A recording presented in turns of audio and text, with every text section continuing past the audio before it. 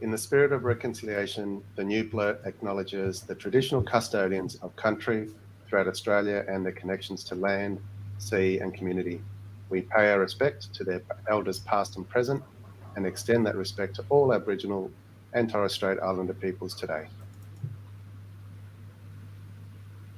I can't take it anymore! Good afternoon, good evening, good day, and good morning, blurtsters, wherever you are around the world. You are listening to the Blurt. You absolutely are listening to the new Blurt. You've got the Kexter here. You'll have the Wency very, very soon. And you'll have our special guest tonight, Dr. David Smith from the PEP podcast, but obviously also from University of Sydney. And he'll be talking all things US politics. So really looking forward to that one. Tonight we're going to have, as I say, Party in the USA. So obviously that's where David will come in and stay for as long as he wants. But other segment that we would normally have as well will be What's on the Box, which is when Wency and I let you know about something that we have been watching and we think is pretty damn good and we'd like to share it with you. So, Wency, I would just like to say, because I don't really have a lot more to say this week other than that. So, good evening, Wency. Greetings, young sir. How are you doing today? Yes, no, very good. It's a Tuesday. It is a Tuesday. It's been an interesting day, actually. I was listening to the Juice Media podcast this morning with Greta Thunberg. Mm-hmm. She's an articulate, erudite speaker. She knows what she's talking about. She could really teach some of our leaders something, I'll tell you that. Oh, she sure has. And she's got a good death stare too, I hear. Yes. She does actually. She does. It was interesting because even on the YouTube, she's just got this. Yeah, she's got this look about her that don't fuck with me. Yeah, exactly. Yeah, but she's been in the game for so long that she's almost a veteran in talking about climate change. Well, it's crazy, isn't it? I think she might have started 15 or 16 or something, or 14, or I can't quite remember. And she's 18 or something now? Yeah, I think she might be 19. 19 now. Yeah. It's incredible because she's been the head of climate marches around the world, and she's got so many sort of teenagers that look up to her, et cetera, et cetera. It's it's an amazing thing, but unfortunately, she's just been so upset with what's happening in COP26 or isn't happening in COP26 at the moment. And as you know, our magnificent government's come back home and said, "What happened in COP26?" I've got absolutely no idea. No change. They're happy. They're happy with the outcome. Yes, that's for sure. It's a phase down of coal mines, not a phase out. A phase down. Yes. Yeah. But mate. Let's hope the businesses will push that along a lot quicker than what the government wants. Well, and the people. You're exactly right as well. I mean, electric vehicles is what it's all about in the future. I mean, we all need to sort of go down that road, and I think it's some of the Scandinavian countries aren't building any petrol stuff after I think 2035 or something, or maybe even sooner than that. Yeah. I heard that some of the Scandinavian countries have got somewhere around the 60-70% EV cars in the population, whereas we're 5%? Oh, it's even in the UK, they've got about 138 different choices of an EV.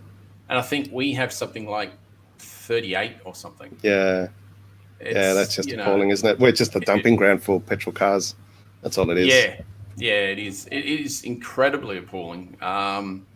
It doesn't give you a lot of faith in what's going on. But I tell you, I'm not sure if there's a lot of faith what's going on in America at the moment, but some of the things that have been going on in America, which is, the protests, the January 6th rallies, these sort of things, they seem to be transplanting themselves into Australia at the moment. I don't know if you saw it recently, but there's been people protesting through the streets with nooses.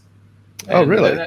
Yeah, and that comes straight from America, straight from their rallies, etc. The right-wing nut jobs and QAnon and all the rest of it. So it's very, very weird indeed. Talking about weird, party in the USA. We're talking about the USA, we're talking about politics, and we're talking about Dr. David Smith. Good evening. Good evening, David. How you going? Good evening, David. Welcome. Good, it's great to be here. Great to have you on. One of the first things I wanted to ask you, David, was what is your take on the Supreme Court situation in America at the moment? And what my what my basis for the question is court packing. I mean, is it something they'll need to do to go get progressive ideas into the Supreme Court, considering how conservative it is at the moment? Or what do you think needs to happen? Or does, what's the other sort of choice? It's impossible to see it happening. I think that Biden as a president is so committed to the kinds of norms and institutions that he came up with that I think it's inconceivable for him that he would consider Supreme Court packing. And I think that's probably the case for the majority of Democrats in Congress as well. Obviously, a lot of the younger, more progressive Democrats really see this as the only way of breaking the shackles of the Supreme Court, because with a 6-3 conservative majority, that means it's probably conservative for the rest of our lives. And at the moment, it's extremely conservative. And that was because the people who were instructing Trump on who to appoint as justices, very wisely, from their point of view, got him to appoint people who were in their 40s, right? So Supreme Court is lifetime tenure. You're looking at the current oldest member is in his early 80s. So those three that Trump appointed are going to be with us for a long time. There is this recurring pattern that Democrats can only get somebody appointed in the Supreme Court if they control the Senate as well as the White House. The last time that a Republican-controlled Senate appointed a Democratic-nominated Supreme Court justice was in 1895. There's no way that Mitch McConnell is going to break that 125-year streak. So if Republicans win back the Senate in 2022, which seems pretty likely, that means that if Breyer, who's the most likely justice to die or retire for health reasons, if he pops off during that period, well, there is not a replacement. Republicans have absolutely no problem with the concept of a Supreme Court of less than 9 people. But they treat the idea of a Supreme Court with more than 9 people as a violation of the physical laws of the universe. And, it's not in the Constitution how many Supreme Court justices there have to be. But even when perhaps the most transformative president in modern American history actually tried to increase the number of justices, that was Franklin Roosevelt back in the 1930s, because the Supreme Court was constantly getting in the way of the New Deal. He had to give up because he just didn't have the support within his own party. So, as much as and also bearing in mind, packing the Supreme Court, it wouldn't be a matter of adding 1 or 2 justices. You'd actually probably have to add another 6 or so. Just to get above that 50%. Just to get parity. So, it's quite unlikely to happen, and I mean that's unfortunate because I'm sure, as your American politics junkie audience, which I'm sure overlaps with ours, would know, the Supreme Court is incredibly important to American politics, like way more important than the High Court is to Australian politics. And there are a few reasons for that. One is that the US government is just so big and fragmented that a huge amount of US politics is parts of the government suing each other. I mean, I've been, Seriously? Wow. I did not know that. And I can just never get over the sort of comic nature of how often different parts of the government are suing each other for various reasons. Like American politics at the moment just entirely seems to consist of people going to courts seeking emergency injunctions for things. So that's one reason. The government's always suing each other. The other reason is it is so chronically hard to get anything through Congress that is really big and meaningful. Now, I mean, that's particularly been the case over the last few years, but that's an inbuilt feature of American politics. That, to be frank, is what the founding fathers wanted. They put so many veto points into the system that major legislative change could only happen when there was consensus. And there is very rarely consensus in the US about anything.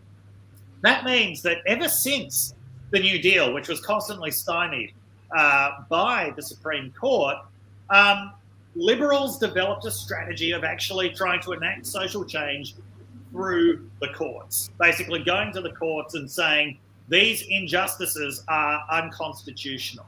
It's unconstitutional that people are basically being left out of American society in all kinds of ways. Everything from the civil rights movement to unions, to various bits of legislation that are there to ensure that people can actually stay alive. Now, that was highly successful, especially in the 50s and 60s. But what that then gave rise to was the conservative legal movement, which has arguably done it even more successfully since the 70s and 80s, and which really created almost kinds of parallel institutions in American society to ensure that liberal activism could be counteracted by conservatives. And I would say that they've since become more effective at it. So that makes the Supreme Court really important. And it's always talked about as being very important in the context of things like abortion and gun rights. I mean, abortion especially.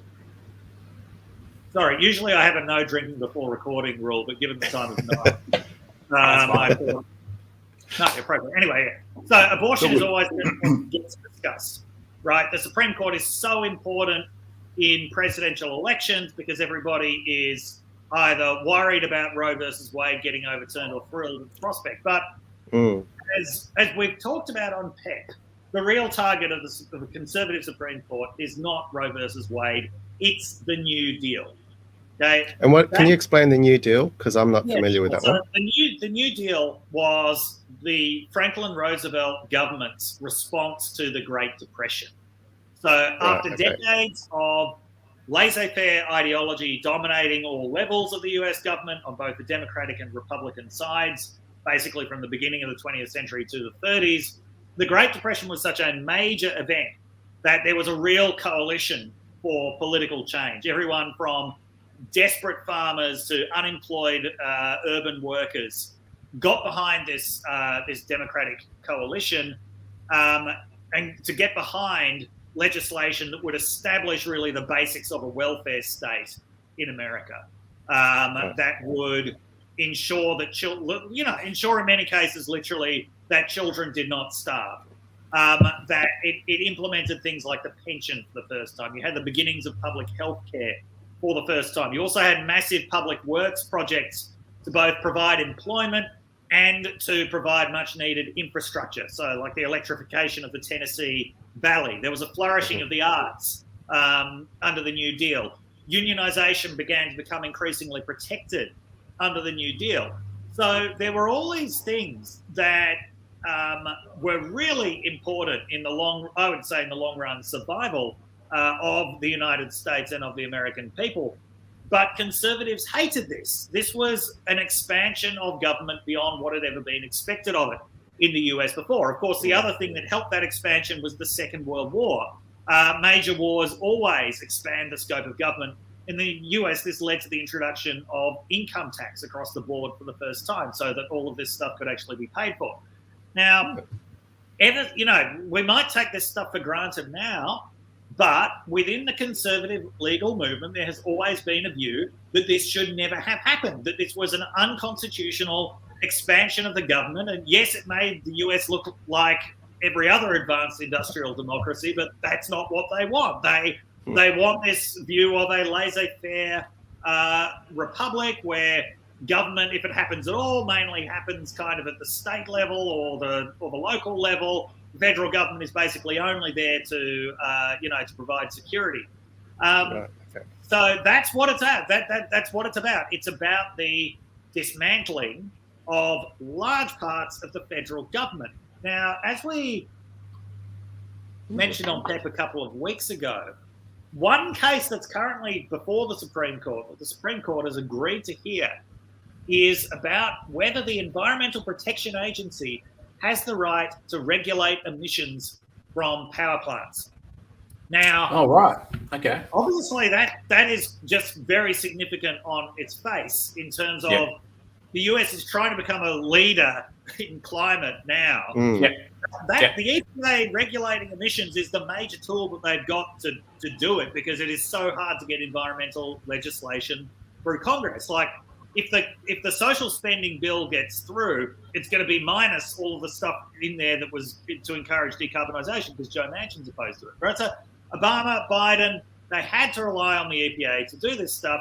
If they can't rely on the EPA to do it, then they're fucked. Yeah, they can't do it. The implications are way, way bigger than that, because the conservative states that are challenging this are relying on a legal doctrine called non-delegation. Non-delegation was a doctrine that Supreme Court justices used in the 1930s to knock down New Deal legislation. And this basically says, well, according to the separation of powers in the Constitution, it is Congress that legislates. Therefore, Congress can't delegate any kind of lawmaking capacity to a federal agency. Yeah. Right, okay. This is like a lot of things from the 1930s, which was an absolute golden age of making up history to suit your purposes. This was not actually what happened at the beginning of America. Since the beginning of the Republic, there has been delegation to the federal agencies. The first court case about this was in 1813. It wasn't until this conservative backlash against the New Deal that you really start getting this doctrine implemented. But even then, it only lasted a very short time. It has not been used to invalidate a law since 1935. But Neil Gorsuch, who is, I would say, the kind of intellectual leader of the Trump appointees. He's a lot, he's not some raving yahoo. He's a very well-educated, he's a very right man. very thoughtful, very sincere, like real intellectual. He's completely open to the idea of using non-delegation to knock down legislation. And there's a couple of former colleagues of mine at Michigan, Chuck Shippen and Pam Clouser-McCann, did some research on, so how prevalent is this sort of delegation of Congress to federal agencies? Well, of the, I think, 449 laws that they looked at, 445 of them featured delegation. So if non-delegation is used to knock down this environmental legislation, it could be used to knock down more than 99% of the laws that have been passed since 1947. Oh, wow. no. Supreme Court blursters, it's important. So does that mean that things will just fall apart in America with society or anything like that, or is it just certain? No. I mean, unlike how it is right now. Yeah. So it's not as if they just say, okay, well, it looks like all of these laws don't apply anymore. They would have to be challenged. Right. They would have to be challenged legally, but understandably, it's Republicans who are way more excited about challenging laws than Democrats are, because a lot of Republicans feel that a lot of government that exists in the United States now is just unjustified. So, there's composition of the Supreme Court, which is likely to be, in terms of government, one of Trump's longest-standing legacies. It will have, not in a good way. Not in a good way. Well, at least not from my point of view. It is going to have very long-term effects. I can imagine. I couldn't even imagine anything like that happening here in Australia, I hope. The High Court here just doesn't. It doesn't play the same political role. You don't have governments suing each other in the same way. I mean, over the last 2 years, we've really seen levels of government in conflict in Australia in ways that we are not used to seeing. But they are not taking each other to the High Court. No, that is true. All the time.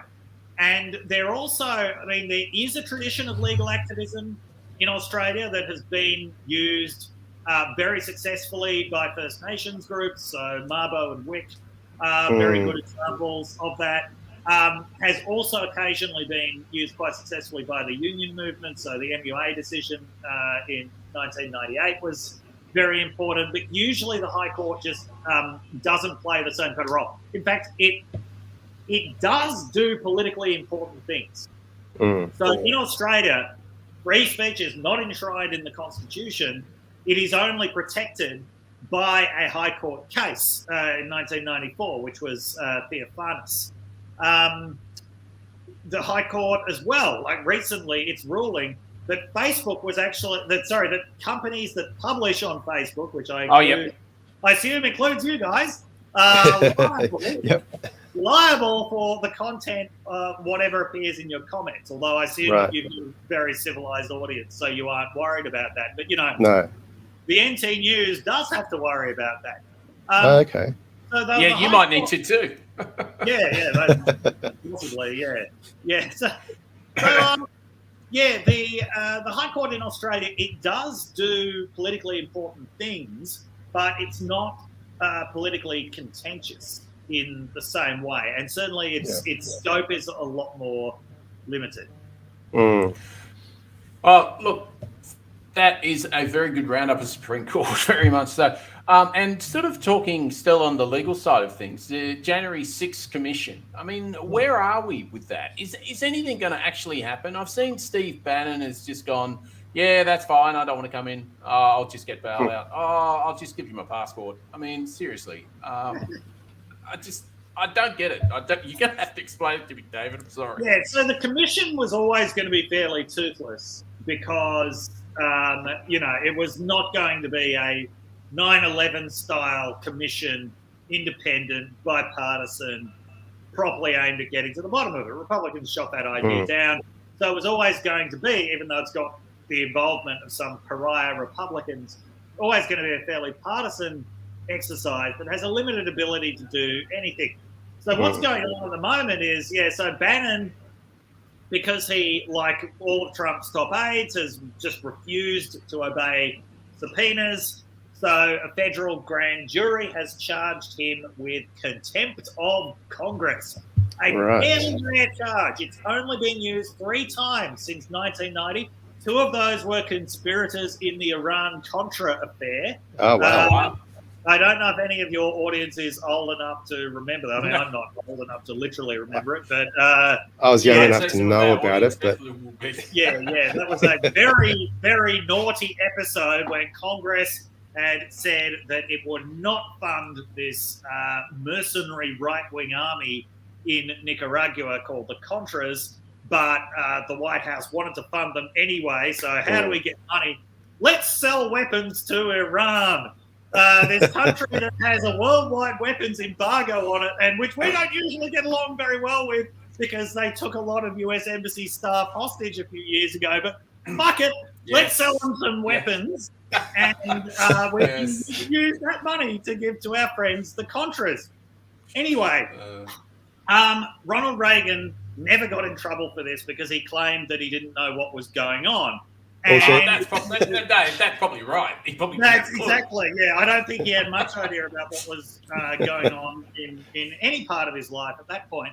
But there were a lot of people who did get in trouble, but the 2 guys who were charged with contempt of Congress were subsequently pardoned by President George H.W. Bush. Contempt of Congress is a rare thing. It doesn't carry a huge amount of punishment. It's like $1,000 fine, up to a year in prison. I don't think anyone actually spends. He won't go to prison. In prison, what he could have gone to prison for, of course, was you might remember last year he got arrested on a yacht by postal police of all the law enforcement agencies. It was the postal police that arrested him because he'd been involved in a crowdfunding scam, promising to build the wall. That's right. Yeah, they raised something like $25 million. They didn't build the wall. Or they tried to build a section of it on the banks of the Rio Grande River, and it just fell into the river. That sounds a lot like who was it? Al Capone, who got done for taxes or something. Yeah. Now, but Trump pardoned him before he could go to trial, so he's used to brushes with the law. At this point, he's a consummate scam artist. Like Bannon first made serious money running a World of Warcraft gold farming operation in Hong Kong. Oh wow! Like he just knows all of the scummy little niches in the pond. He knows where he fits in, and currently where he fits in is on his podcast. He is absolutely selling the stolen election lie. The money is rolling in from people who still think that the election can be overturned, and he's insisting that this should be the focus of the 2022 and 2024 election campaigns, is overturning the results. So he's been, he's turned himself into the FBI for contempt of Congress because Democrats think that he probably has information about what was being planned on January 6th, because he was at this meeting at this hotel. Yeah. The witnesses said that he said, all hell's going to break loose tomorrow, which I don't think Trump even actually expected the insurrection. Right. Yeah, I think there's evidence that Trump was actually a bit surprised by what happened, a little bit dismayed by what he termed lower class people who were involved. Bannon seems to have known exactly what was going to happen. But as he waddled up to the FBI office today, he declared, "We are overturning the Bannon regime," or something. Or the Biden. The Biden regime. Yeah, I saw that. Something along those lines. He's not exactly trying to give the impression that he is not an insurrectionist. Yes, no. Wow. He didn't seem to give a shit at all. So basically, what we're saying is the January 6th Commission is just going to be a whitewash. Nothing's going to happen at all. Well, especially because Trump is using this delaying tactic of invoking executive privilege. So the Congress wants documents that are held in the National Archive in Maryland that, any president there, all their communications get archived. Congress wants the documents from that period. To see, what transpired. Did Trump have? Now, Trump is invoking executive privilege, saying no, a president doesn't have to divulge certain things. Just in case viewers don't know what executive privilege is, Dave, can you expand on that for us? So, this is the idea that for the good of the nation, the president needs a certain amount of confidentiality around decision-making processes. Right, it would be very hard to do anything if the president thought that everything that they were saying and doing was actually getting recorded and could be made public. Everything is getting recorded, but the idea that everything could be made public, that's a problem. So now the question, though, of whether an ex-president can invoke executive privilege is a very tricky one. And it's been around since Nixon was being investigated in the 70s, because Nixon claimed executive privilege. And the Supreme Court... Was he successful? Well, the Supreme Court's answer on that was very vague. It probably does exist to some degree, but not to the same extent. Because you can imagine there would still be an interest in, if a president thinks that once they're the ex-president, executive privilege disappears, that presents the same problem in terms of their decision-making. However, it's not as important as it is when they're the president. And also, the current president, Joe Biden, says there's no national interest at stake here. So we've got conflicting legal opinions here. Trump has, his last attempt to invoke it got knocked down by a federal district court, who said, I thought this was a beautiful turn of phrase, presidents are not kings, and the plaintiff is not the president. In other words, fuck nice. off. Yeah, that's right. That's it. But you're not the president anymore. Suck it up. You're the only one that doesn't know. Exactly. Yeah, but Trump is taking it to the appeals court with a view to taking it all the way to the Supreme Court. Now, whether he wins or loses at the Supreme Court is immaterial if he can keep it going until the end of next year. Because, look, in all probability, Republicans are going to win the Senate back next year. That's not a slam dunk, but it is highly likely. We'll go back there in a minute. Yep. It is highly likely. Sorry, not just the Senate, the House of Representatives, which is the whole lot. This is where the committee is. So, given the high I would say it is high likelihood. It's like 90% likelihood that'll happen. They would 100% likelihood disband that committee. So if Trump can just hold out until then, he never has to. Those documents never need to see the light of day. Do they ever see the light of day like they do in Australia, where after 30 years, all those papers get released to the public? Is there an equivalent? Look, I'm not sure, and that's certainly not the case with everything. Right. Because the Biden administration recently delayed the release of the last papers around the JFK assassination. So, That's right. Yeah. Yeah, and that was that's 60 odd years ago. 60 years ago. So it's not an automatic process. Yeah. Right. Okay. Now, just going back to the midterms, Wency was sort of asking before the show if you could maybe just explain, because we don't have midterms over here, so maybe you just explain sort of the midterms and not just the midterms, but why it's so gerrymandered that it's so hard for the Democrats to win in the midterms and obviously lose the House. Yeah, sure. So the midterm elections reflect the fact that the House of Representatives, every member of the House of Representatives has to get elected every 2 years. Okay? Bearing in mind, all election periods are fixed by law in the United States. It's not like here where the government calls it within a certain period, when it feels like it. Yeah.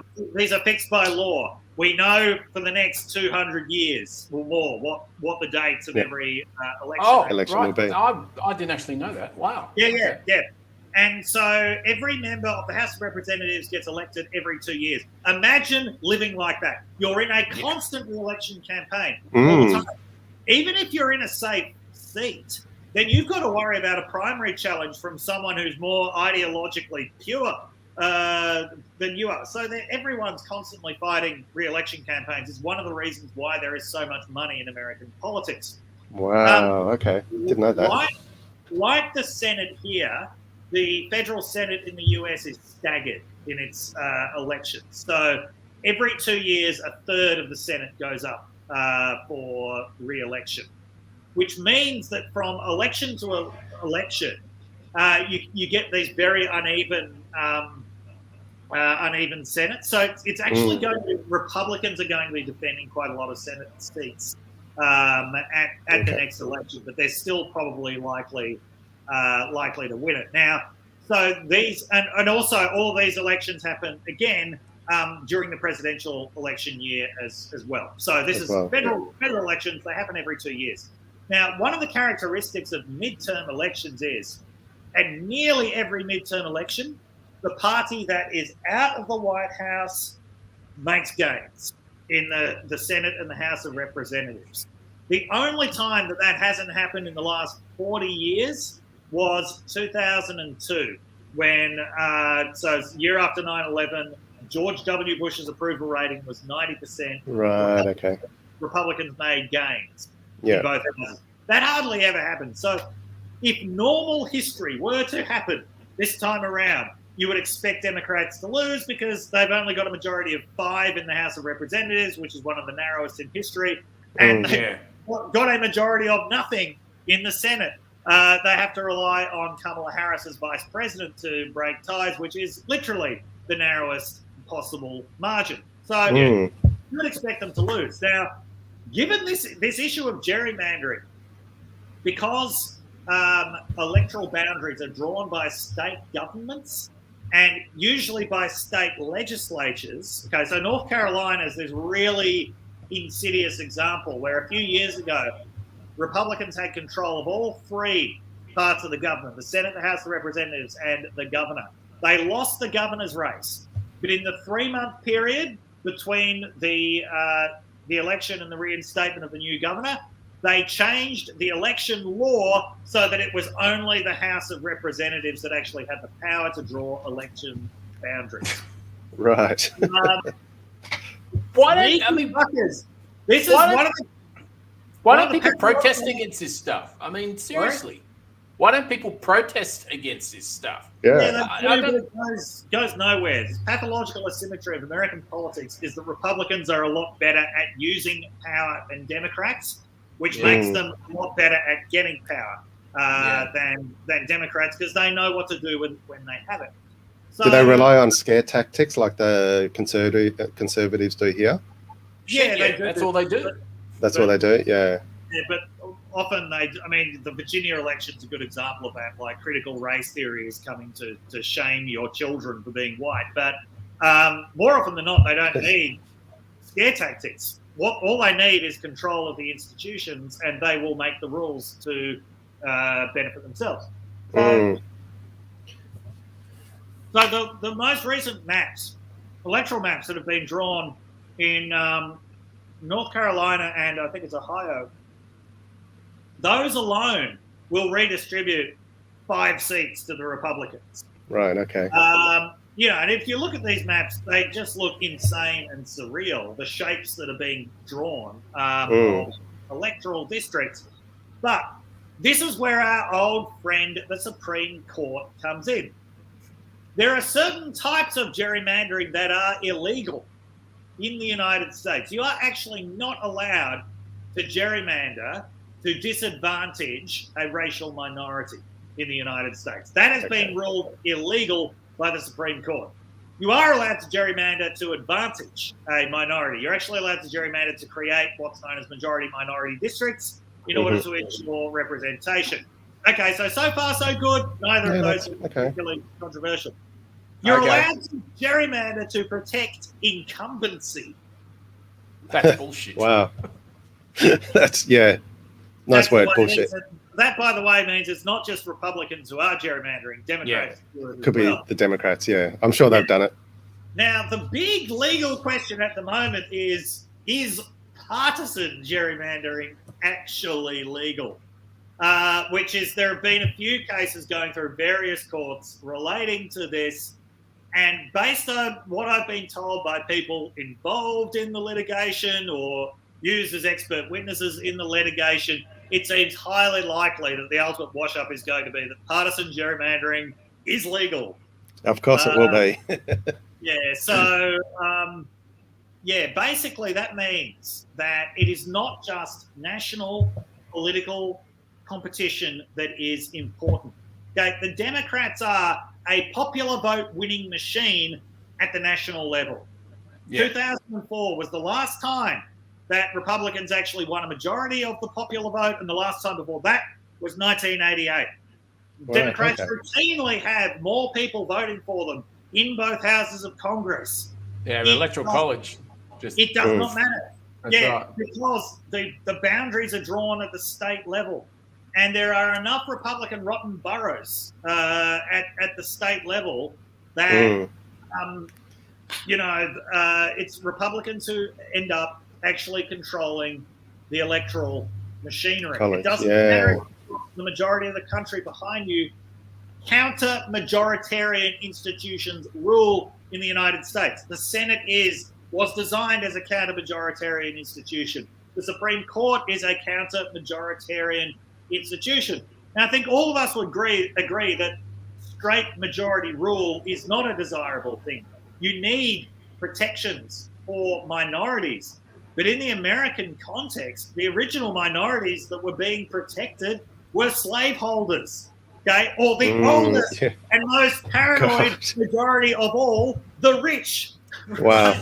This is what all of these counter-majoritarian institutions are designed to protect. They've done a much worse job over the years of protecting racial, sexual, religious, and other minorities of that nature. So it's the Republican control of those counter-majoritarian institutions that means it doesn't matter how popular Democrats are. And I think in many cases they aren't even that popular, just Republicans are unpopular. It's control of the institutions is control of the country. Yeah.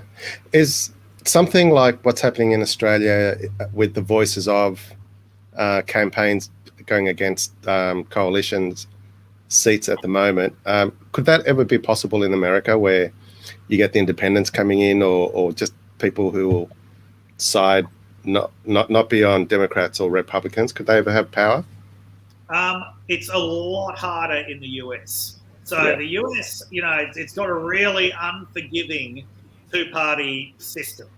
Now, two-party systems everywhere around the world are created by single-member districts. So when you have an electoral system, which is all based around these geographic districts where whoever gets the majority or gets the most votes wins all, you get two-party systems. Because you take the example of the Greens in Australia, they routinely have about 10% of the population behind them. In the Senate, where you have proportional representation, that translates into just over 10% of the seats. In the House of Representatives, that translates into 1 seat in Melbourne, which is the one place in Australia where you've got enough concentration of Greens to actually win an election. So now the US, it's all single-member districts right across the board. There's no proportional representation anywhere. You don't have compulsory voting. You don't have preferential voting in most places either, which is something that mitigates that effect, because you can vote for a minor party or an independent without feeling that you're throwing your vote away. So there's a huge incentive to only vote for the major parties. And also the ballots that Americans have to face, because bearing in mind, they're not just voting for president, they're voting for both houses of Congress. They're voting for both of their state legislatures. They're often voting for governor. Then they're voting for judges in their own town. They're voting for sheriffs in their own town. They're voting for waste commissioners in their own town. You're confronted with this ballot with like 200 names on it. What are you going to use to navigate that? You're using you are using the party label, like Democrat or Republican. That's about as complex as a choice that you can actually make. And I mean, it is different in Australia, just the way that everything is set up. It's more forgiving, more friendly to minor parties. It's friendlier to independents, because you do have very preferential voting that allows people to actually take much more of a chance on independence. There's not as much money involved, and it's publicly funded, which gives independents a much better chance. Australia is a smaller and less politically noisy place, which means that independents can, they can get more airtime. So, unfortunately, I don't see it happening in the US. Which is not to say there are no independents. Like Bernie Sanders is technically an independent. They can sometimes get in, but it's not going to be like Australia, where you have enough independents in there that they really seriously affect the balance of power.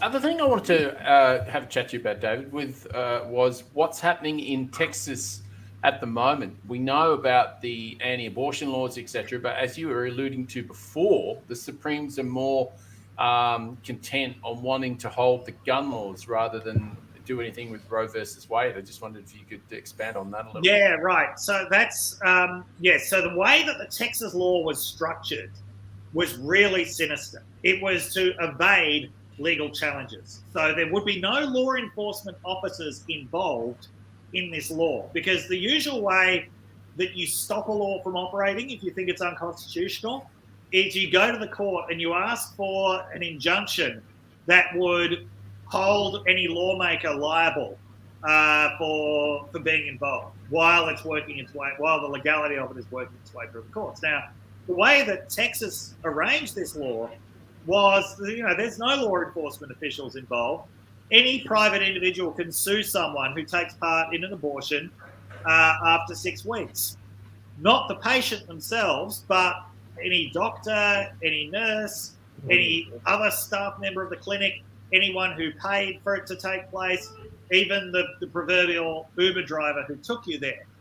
So this was designed to evade legal challenge, because when opponents of this go to court and say we need to stop this, the Supreme Court, in this case, said, we don't know who to sue. We don't know who to put an injunction on. We don't know where this is coming from. So, no. The law goes ahead until it works its way through the court. And as well as that, it really sort of fed into the structure of right-wing American activism, which is just fueled by a lot of people who have a lot of time on their hands. And which is also facilitated by wealthy backers who are prepared to fund people essentially to be full-time activists, to go around looking for people to harass and intimidate. So the whole idea of this law was no one would even dare perform any abortion because, even abortions within the legal guidelines could still be challenged. This isn't really within 6 weeks. Now, the structure of that, it was just, devilishly cunning. But the Supreme Court actually looks like it's not going to tolerate it for too long. Because what is to stop a state with a Democratic Party trifecta like New York or California from saying, well, we're going to do the same thing with guns, right? Okay. We're going to pass some gun law, which might be constitutionally dubious, but a private citizen can sue.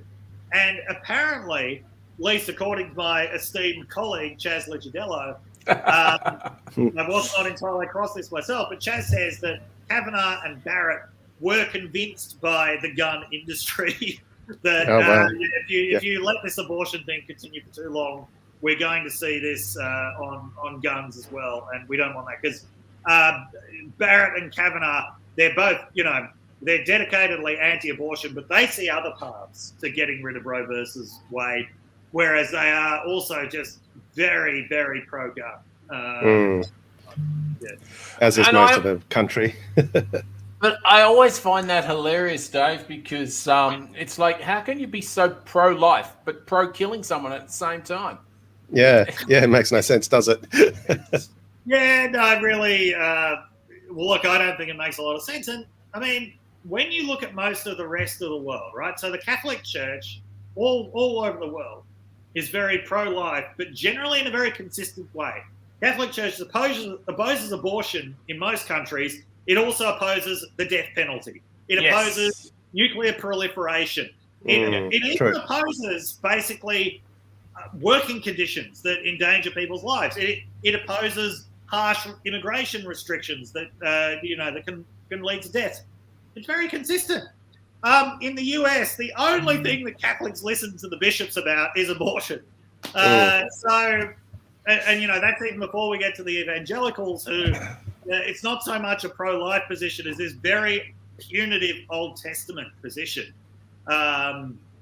Where, the only truly innocent people in the world are people who haven't actually been born yet. And, they're the ones who can be protected. Everyone else can go fuck yourselves. Yeah. That's one of your specialties, isn't it? Evangelicals? Yes, it is one of my specialties. It is one of my areas of research.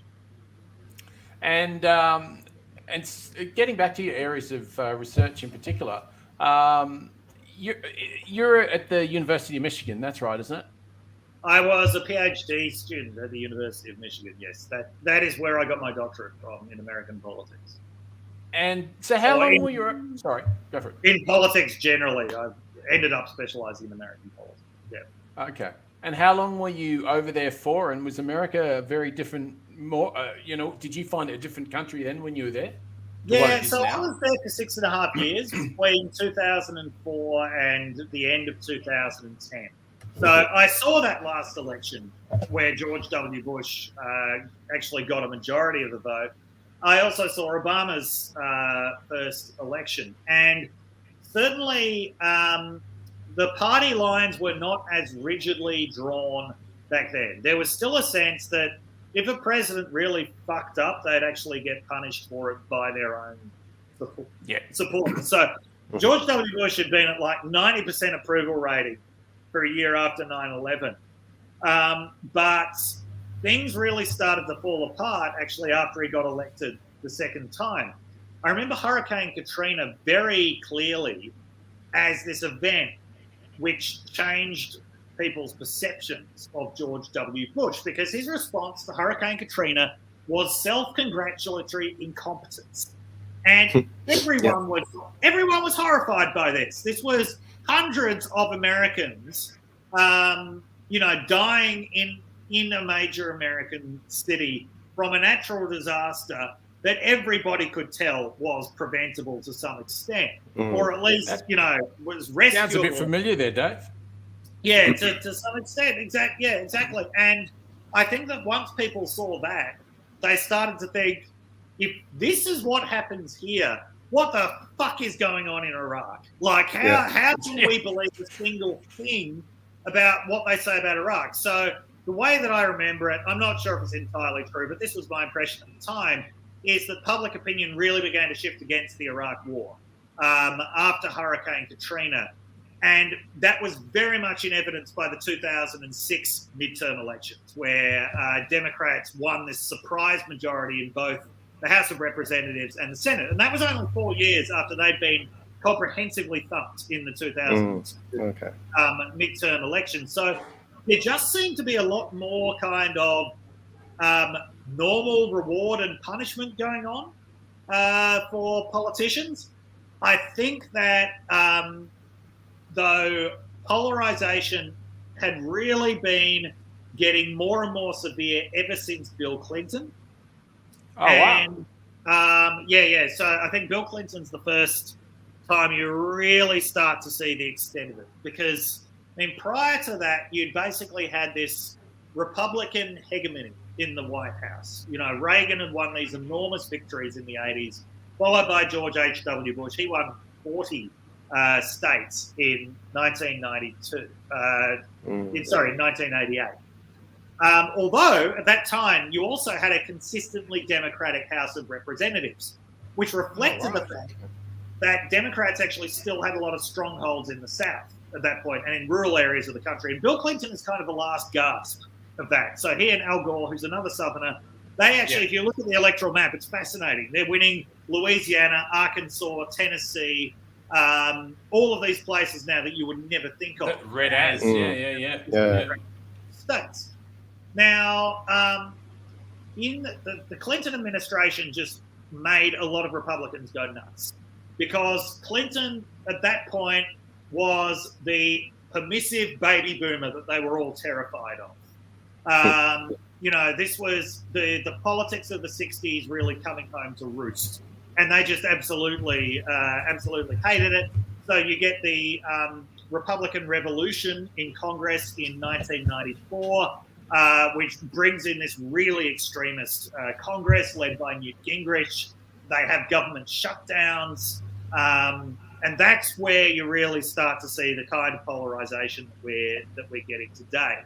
9/11 sort of briefly papered over that. There's this brief sense of national unity, but then you get this just sense of the Bush administration crushing dissent left, right, and centre. Obama is in many ways a backlash to Bush. Then Obama generates a massive backlash of his own with the Tea Party, and Trump in many ways is the culmination of the backlash to Obama, in the same way that Biden is the backlash against Trump. Return to normality. So, Biden, I think, in some ways is actually not as polarizing as the last four, although he probably will be by the end of his presidency. But you've had four really polarizing presidents in a row. So it was still a little bit more sort of normal when I was there, but it has been just getting steadily worse. Well, Dave, it's been an absolute pleasure having you on tonight. I'm so happy you took our invitation. And my pleasure. My head is spinning from all that information. The program that you're using, StreamYard, it's a lot more sophisticated than what we use on PEP. Oh, is it?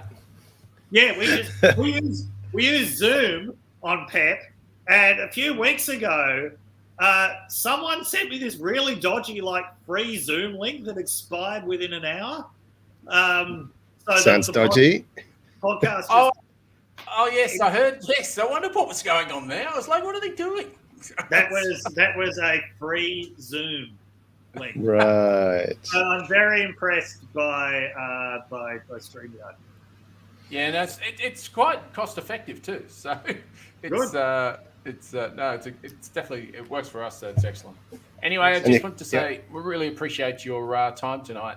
Thanks very much. And all your knowledge was just fascinating. Thank you very much. It has been. Pleasure.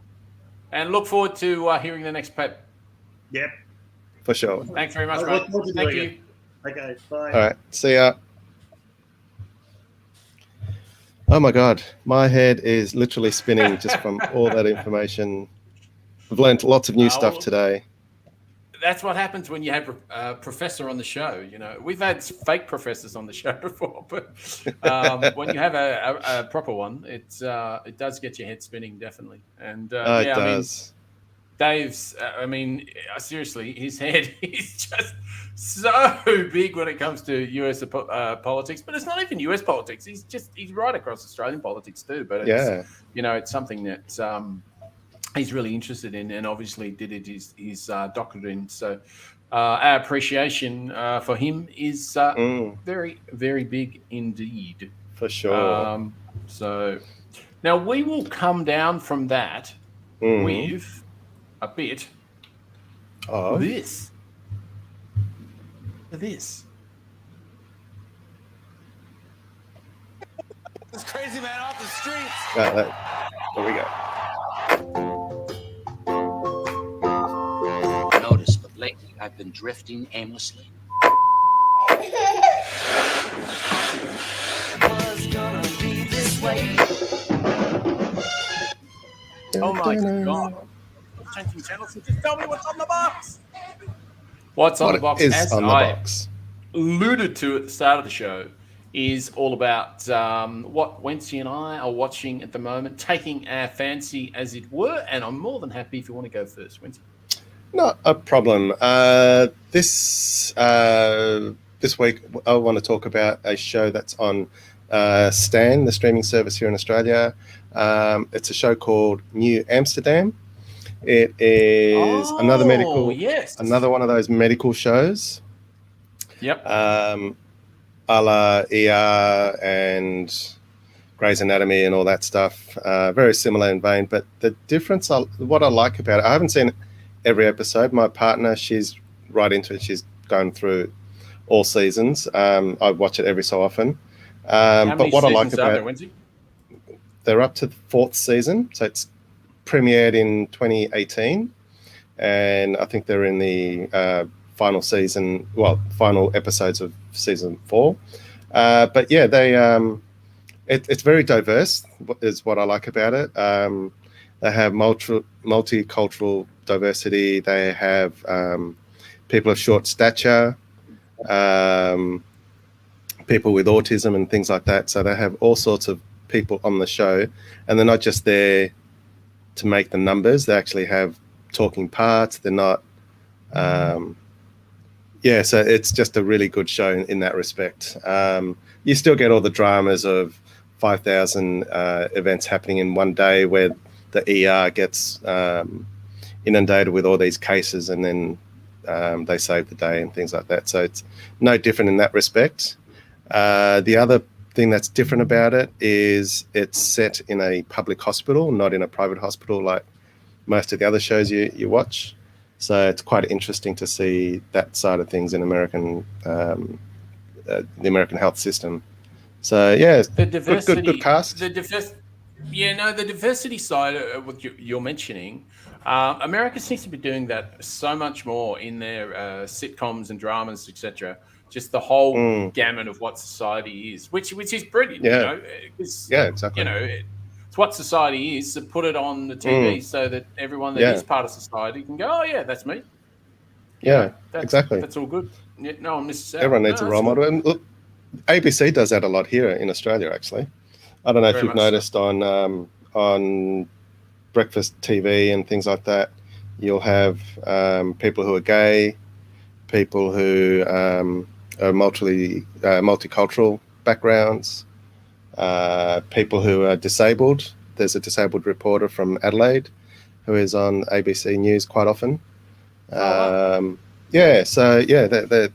doing a lot of good for diversity, which you don't see on commercial TV. No, I mean, Sky News is doing that too. I mean, at night they've got people that are stupid, racist, all different types, misogynistic. Absolutely, different abilities or disabilities, if you like. Actually, talking about that, I was listening today. I can't remember if I spoke about it. I don't think I have. If I have, tell me to shut up. Hanson, Pauline Hanson has a new cartoon out. Oh, yes, I've heard about this. Did I? Yeah, honestly, to God, it's not. We may have spoken about it last week. I can't remember. I don't think we did because I didn't know about it until the Chaser put me onto it. I've been listening to quite a lot of Chaser Report at the moment. It's a brilliant podcast. They do one in the morning and at night, and it's really good actually because it's not it's not political as such, so it's just good to have a laugh. And I mean, it's satirical, obviously. It's just satirical, yeah. But Gabby Bolt, oh my God, she's magnificent. So it'd be fantastic if we could ever get her on the show actually to play live because she's incredible. Yeah, who is she? Sorry. She's a comedian and she's on the Chaser Report. She's the youngest on the Chaser Report. But she's a singer-songwriter as well in comedy. Oh, right. And she's got a beautiful voice and really smart lyrics. And she loves to swear. Not necessarily in her songs, but she loves to swear. So, that's not a problem for this show. Not that we do it often, but it doesn't. It's not a biggie. But so anyway, that's been very good. Anyway, that's where I heard about the Pauline Hanson cartoon. What they do is they have Pauline Hanson playing the straight guy or straight woman, if you like. And she's meant to be teaching not the Senate, the Parliament. She's meant to be teaching the Parliament how to be the Parliament, basically. How to behave and things like that. Yeah, sort of thing. Anyway, ScoMo is portrayed as a complete bogan, so it's a very good portrayal. Pretty close to very accurate. Very accurate. And Barnaby's a beetroot. So again, they've got it. Yeah. Perfect imagery. Yeah. Okay. Yeah, I'm liking the show already. It's very good. And Albo's got a lisp. And is almost bordering on sort of like a gay character, which I think is probably not particularly PC, but this cartoon is definitely not. And the first episode alludes to the fact that Adam Bant and Albo could be sharing bodily fluids at times. So it's a pretty classy cartoon. It's pretty classy. Yeah. And it goes for a very, very short period of time, and she plays the straight person, if you like. But of course, she couldn't be any straighter. The voices are pretty rubbish, and it's very, very. I mean, you talk about lowbrow humor. It's as low as possible brow. It's like on the floor, sort of lowbrow humor. But I mean, if you drank 2 bottles of wine and you probably did a line of cocaine, you probably enjoy it. You'd probably have fun. Okay. Yeah, it'd be right up your alley. But where has that been shown at the moment? Where can we stream that from? You can see it on YouTube easy enough. Okay. It comes from no recommendation from me at all because the people that are watching it, obviously, we do not give a shit whether they listen to this show or not. So, I might have to watch it and just see. Just have a look. A bit more. Yeah, just have a look. I'll be also quite curious about the comments, if they've been allowed. Yeah. Well, no, there were some. I saw the comments. They all seem to be pro. Oh, seriously? Such a good show. Oh, I had such a bloody laugh. I'm like, yeah, well done you. Hanson for PM. Ah, Jesus Christ. She keeps talking about. She talks about like number one. Oh yeah, that's right. It was all about preferences. So she's talking about the number one preference and your number twos, etc. And I'm thinking you're the biggest number 2 going around. Seriously. Oh, exactly. So, well, I don't know about that. I think she's number 2 in the twos department. I'd put ScoMo number 1 for number 2s. Yes. At the moment. Yes, I think I would too. I think I definitely would. Hey, look, I'm going to talk about a great little show. I thought that was your review for No, it wasn't. What's on the Box. Right, okay. It wasn't. I'm definitely not recommending that, but I am recommending this, and I have a little bit here. So just bear with me, and then I'll got a little review afterwards. Tell me if you can. You won't be able to hear that because there's no sound. But see if you can hear that in a minute. They're gaining power up and down the country. Can do better, but it's. Here I we go. told you to stay away. Are you anti-fascist or are you not? An anti-fascist fights. Go in, get it done, get out. We've got to get ahead of them, Vivian. Are you frightened? Huh? Caught in the middle of a fascist march. Who are you, really? We have to act now. I know what you are. We don't know anything.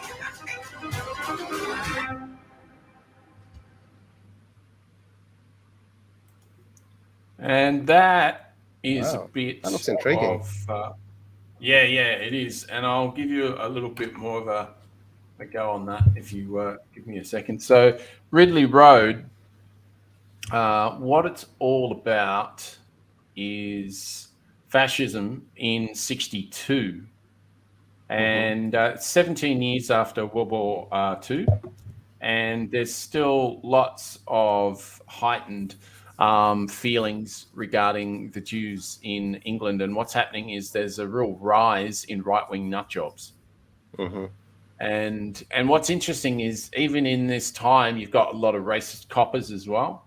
Yeah. So there's a point in the series whereby there's a well, I don't like to use the expression, but in the show, a coloured guy sort of walking past or whatever, doing nothing but protecting a particular girl, and these three right-wing National Front nutters are about to have a go at her because she's Jewish, etc.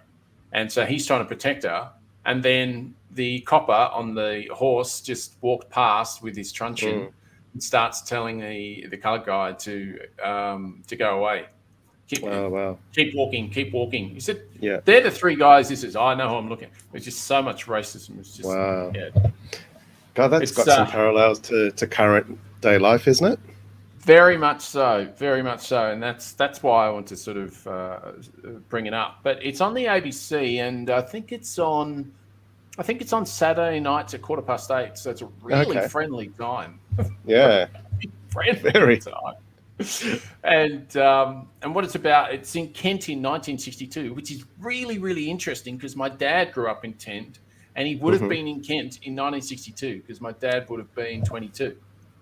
So it's really interesting. You know, you get to see all the shops of the time, and I remember my dad telling me the stories of the time, and you'll talk about different stores, and I get to see it all sort of in front of me. So for me in particular, it's like a real history lesson of what he's been telling me. But the interesting thing is he never mentioned this. Yeah. That was going to be one of my questions, was whether he did. Yeah. No, he didn't. So he didn't. And my dad was very political, so it's interesting that he didn't. But anyway, I'll give you a little bit more of an idea of the show. So it starts off that there's a young girl who's got a blonde mop, which is the girl that you just saw there. She's standing with a young boy that looks like her son, and they're making the bed, blah, blah, blah. Anyway, this dude comes in, and as he comes in, they all hail. Right. That's how the show starts. Wow. And it's a 4-part adaptation by Sarah Soleimani of Joe Bloom's 2014 novel of the same name. And it's about neo-fascism in the 60s when Oswald Mosley's union movement, which is true, and the version of the British National Party that would become the National Front was supplemented by the National Socialist movement led by a man called Colin Jordan. All of this is true. So not necessarily the things that happened were dead on, but the actual sort of facts around it. The events or the absolutely. concept. Yeah. But fascinating. I really want to watch it now. Yeah, no, absolutely. I'll just give you a tiny little bit more, and then I'll be done. So it's called Ridley Road, and the reason is because the headquarters of the coalition of the Jewish men known as the 62 Group, who took militant action against the National Front in particular.